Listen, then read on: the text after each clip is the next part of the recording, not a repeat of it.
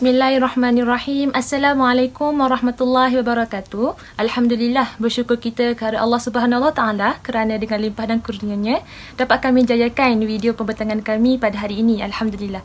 Baiklah, jadi insya-Allah kumpulan kami akan menerangkan tentang ayah disekang Al-Fatani dan sumbangannya dalam penulisan dakwah. Jadi sebelum itu, izinkan saya memperkenalkan diri saya dahulu, iaitu nama diberi Nur Syamimi Alia binti Mak Daud, nombor matrik 054864. Baiklah, nama sebenar ayah disekam ialah Haji Abdul Kadir bin Wangah bin Abdul Latif bin Usman. Beliau dilahirkan pada tahun 1340 Hijrah bersamaan dengan 1921 Masihi di kampung Sekang, Fatani. Baiklah, beliau ini juga lebih dikenali dengan panggilan Haji Disekam ataupun Ayah Disekam. Okey, kemudian bapa beliau pula bernama Wangah bin Abdul Latif yang merupakan orang kampung biasa dan bukanlah seorang pendakwah maupun tokoh agamawan. Manakala ibunya pula bernama Hajah Maktih, iaitu merupakan seorang suri rumah sahaja. Pendidikan awal ayah disekam ini ia bermula selepas beliau berjaya mempelajari Al-Quran dan juga membaca tulisan Jawi.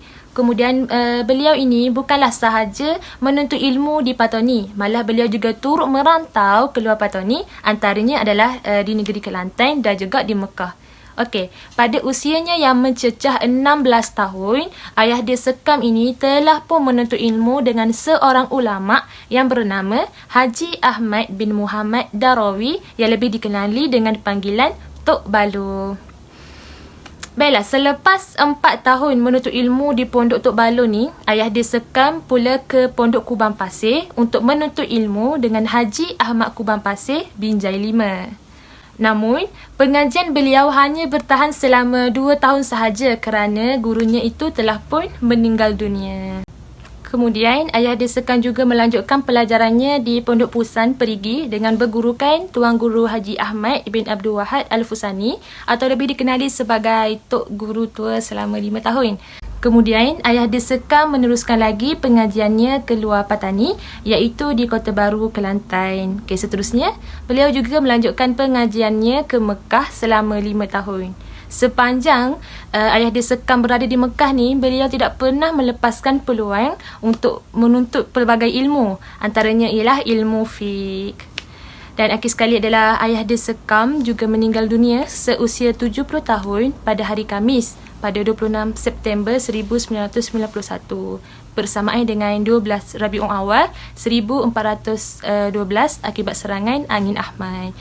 Jadi setakat itu sahajalah pembentangan saya mengenai latar belakang ayah disekam dan juga latar belakang pendidikannya. Maka saya serahkanlah pembentangan seterusnya kepada sahabat saya, insya-Allah. Bismillahirrahmanirrahim. Assalamualaikum warahmatullahi wabarakatuh. Nama saya Masyitah binti Zulkifli, nombor matrik 054818. Okey, terima kasih kepada sahabat saya yang telah membentangkan sebentar tadi berkenaan dengan latar belakang Syekh Abdul Qadir bin Haji Wangah atau lebih dikenali dengan nama panggilannya Ayah Disekam.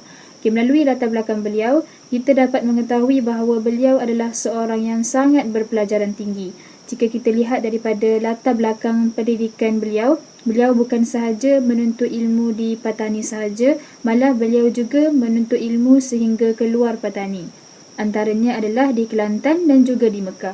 Beliau juga telah menuntut ilmu dengan guru-guru yang sangat hebat dalam bidang usuluddin, fiqh dan sebagainya sehingga beliau boleh menghasilkan karya-karya dakwah yang terkenal. Antaranya adalah karangan beliau dalam ilmu usuluddin, hukum akal, fiqh, tasawuf dan sebagainya. Ayah Disekam merupakan antara salah seorang ulama' mutaakhirin yang banyak menghasilkan karya, iaitu sebanyak 17 kitab berbanding dengan ulama'-ulama' yang hidup sezaman dengan beliau, seperti guru beliau sendiri iaitu Syekh Abdul Wahab Al-Fusani serta Syekh Wan Ismail Al-Fatani. Penulisan karya dakwah ayah disekam mempunyai asbab yang tersendiri mengikut kepada isu yang timbul pada zaman beliau seperti isu mustahil qadim, isu penyembelihan dan ayat mutasyabihat.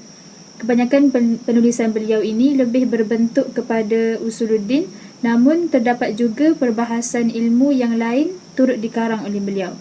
Jadi pembentangan saya pada video kali ini ialah untuk membincangkan berkaitan dengan karya ayah disekam dalam ilmu usuluddin. Antara karya ayah dirsekam dalam ilmu usuluddin adalah Mabda' al-Fikrah fi al-Ma'kulat asy-Syarah. Kitab ini membahaskan tentang ilmu mantik, iaitu salah satu cabang daripada cabang akidah.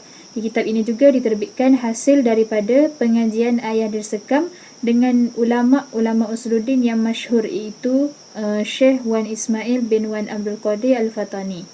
Selain daripada itu, karya beliau yang lain adalah Asas al-I'tiqad li Du'afa al-Bilad. Kitab ini membahaskan tentang asas-asas akidah yang perlu diketahui oleh semua umat Islam, yang merangkumi 41 perkara akidah yang berkait dengan Allah Subhanahu Wa Taala dan 9 perkara akidah yang berkait rapat dengan Rasul. Kitab ini selesai dikarang oleh ayah dirsekam pada 14 Syawal 1376 Masihi di Wakaf Budi Sekam.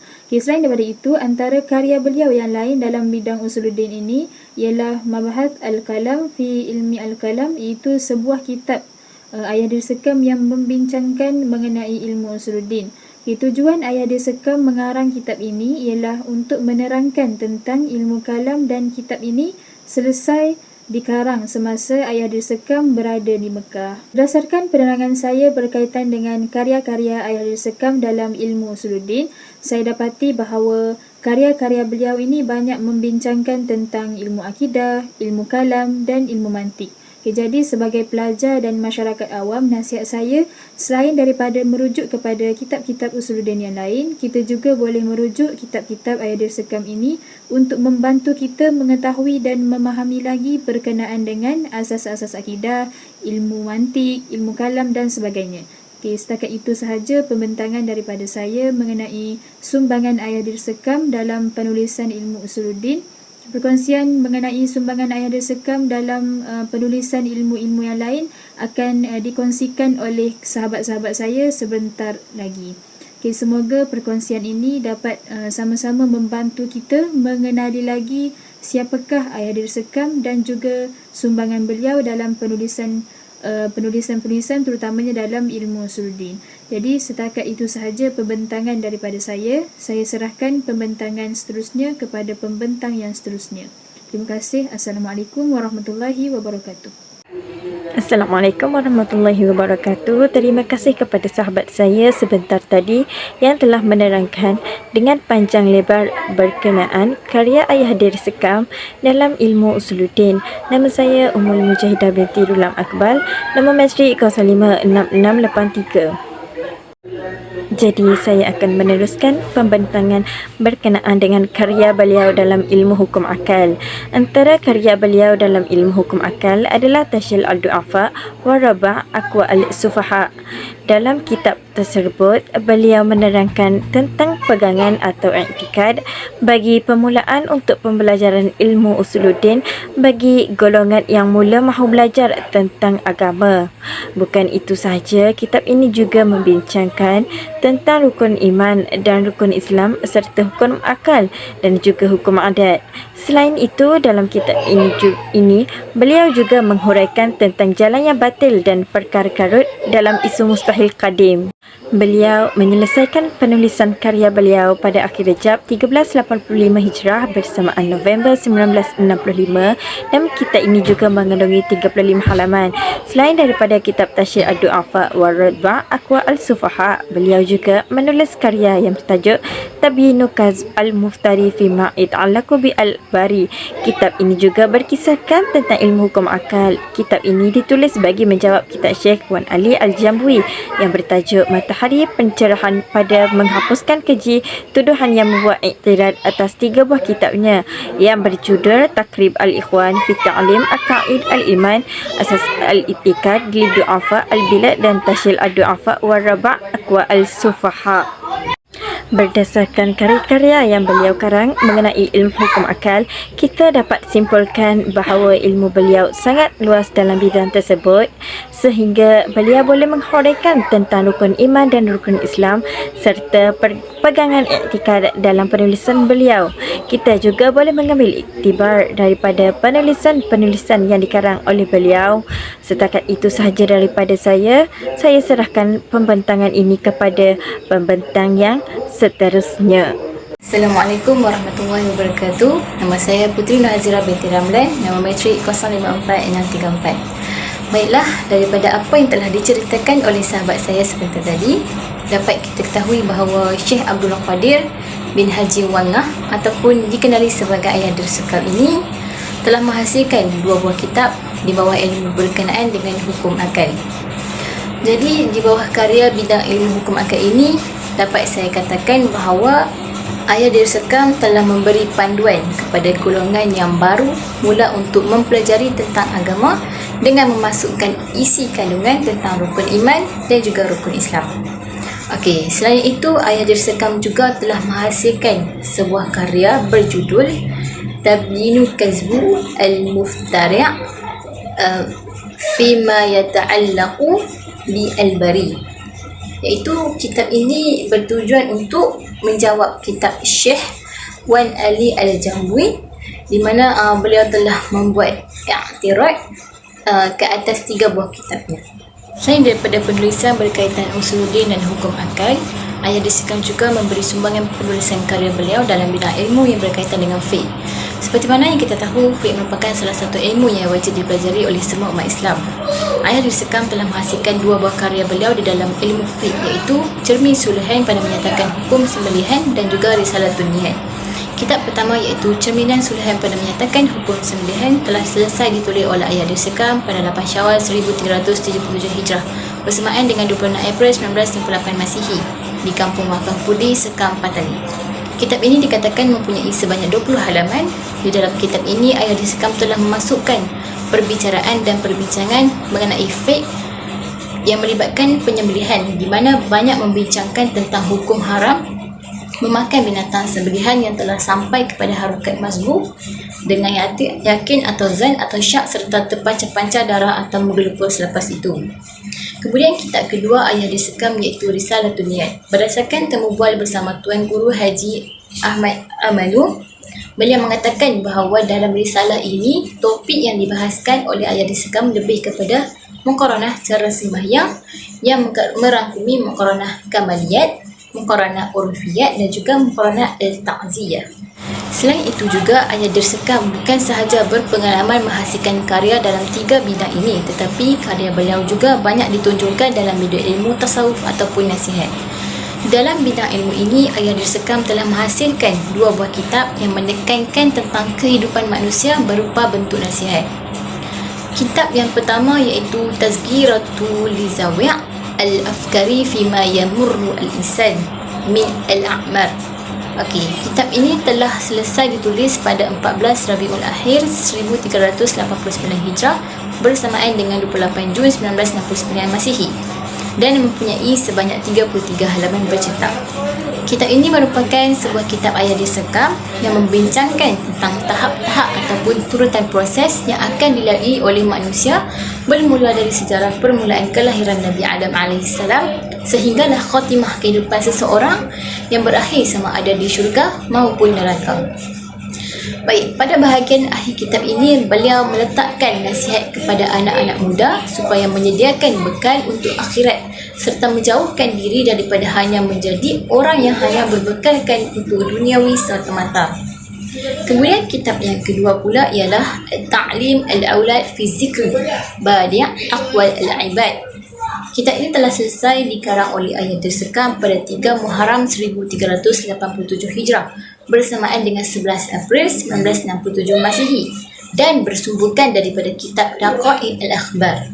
Baiklah, berdasarkan apa yang telah saya kaji, maudhu utama kitab ini iaitu iktibar dan menyekat nafsu daripada perkara yang melalaikan kepada amal ibadat. Kitab setebal 26 halaman ini telah membincangkan tentang hal-hal yang berkaitan dengan hati yang perlu dijauhi serta beberapa pengajaran untuk menggerakkan seorang hamba kepada memperbanyakkan amal kepada Allah. Dalam kitab ini juga beliau menyeru supaya memperbanyakkan amal ibadat untuk persediaan akhirat yang akan ditempuh oleh setiap umat manusia nanti. Berdasarkan penerangan saya berkaitan dengan karya-karya Ayah Dersekam dalam bidang ilmu, fiqh dan tasawuf ataupun nasihat, dapat saya simpulkan bahawa Ayah Dersekam sememangnya merupakan seorang ulama yang hebat kerana beliau banyak memberi sumbangan kepada masyarakat melalui kitab-kitab beliau yang banyak memberi panduan, dorongan dan juga nasihat kepada umat manusia. Beliau sangat menitik beratkan hal-hal yang berkaitan dengan akhirat serta amalan-amalan yang perlu dilakukan bagi mendapat keridaan Allah Subhanahu Wa Taala kelak. Bismillahirrahmanirrahim. Saya Nabila Huda binti Abdullah, nombor matrik 054677. Baiklah, saya akan sambung perbincangan seterusnya berkaitan manhaj yang digunakan dalam penulisan ayah di sekam. Manhaj ataupun kaedah memainkan peranan yang cukup penting dalam penulisan sesuatu karya untuk menarik perhatian pembaca agar berminat dan dalam masa yang sama dapat menambahkan lagi ilmu pengetahuan dengan lebih efisien dan baik. Menurut Syed Abdul Rahman bin Haji Syed Hussein, definisi manhaj ialah suatu kaedah yang jelas yang digariskan untuk diikuti dalam melakukan sesuatu kerja agar sampai kepada matlamat. Selain itu, definisi dari segi manhaj dakwah membawa makna sesuatu garis kaedah dan perancangan yang dilakukan untuk diikuti dalam usaha-usaha dakwah supaya mencapai matlamat dari pendakwahan tersebut. Begitu juga dalam karya penulisan ayah di sekam, beliau menggunakan manhaj yang tersendiri. Antara manhaj-manhaj yang digunakan oleh beliau dalam mengarang sesuatu karya adalah dengan menggunakan kaedah memasukkan selingan yang berunsur lawak ke dalam karya agar dapat menarik ramai pembaca dan masyarakat. Dengan adanya selingan lawak, pembaca tidak akan mudah merasa bosan dan lebih berminat dalam mendalami sesuatu ilmu. Di samping itu, dalam kaedah penulisan, beliau juga ada menyelitkan syair-syair Melayu yang maknanya penuh dengan nasihat yang berguna. Malah beliau juga menggunakan kata ganti diri dengan berhamba, di mana ia menunjukkan beliau merupakan seorang yang bersifat merendah diri. Diberitahu oleh Tuan Guru Haji Ahmad Amanu, beliau sesekali tidak akan menggunakan perkataan aku bagi kata ganti diri dalam kitab beliau. Hal ini sudah membuktikan bahawa beliau merupakan seorang yang zuhud dan menggunakan laras bahasa yang sopan dalam penulisan. Sebagai kesimpulannya, kita dapat melihat bahawa banyak sumbangan telah diberikan oleh ayah di sekam dalam penyebaran dakwah secara meluas kepada masyarakat, terutamanya dalam bidang penulisan karya. Setiap ulama mempunyai kelebihan yang tersendiri, sama seperti ayah di sekam, di mana beliau dikenali dengan ulama usuluddin yang baik serta banyak menyumbangkan hasil-hasil karya dakwah dalam mengajak masyarakat agar sentiasa mentaati perintah Allah dan meninggalkan larangannya. Antara karya dakwah yang ditulis oleh beliau ialah mengenai ilmu usuluddin, ilmu akal dan ilmu fiqh. Maka di sini terbukti bahawa ayah di sekam merupakan seorang ulama mutaakhirin yang perlu dicontohi oleh masyarakat masa kini, terutamanya mereka yang sedang menuntut ilmu. Setakat ini sahaja perbincangan daripada kumpulan kami. Sekian, terima kasih.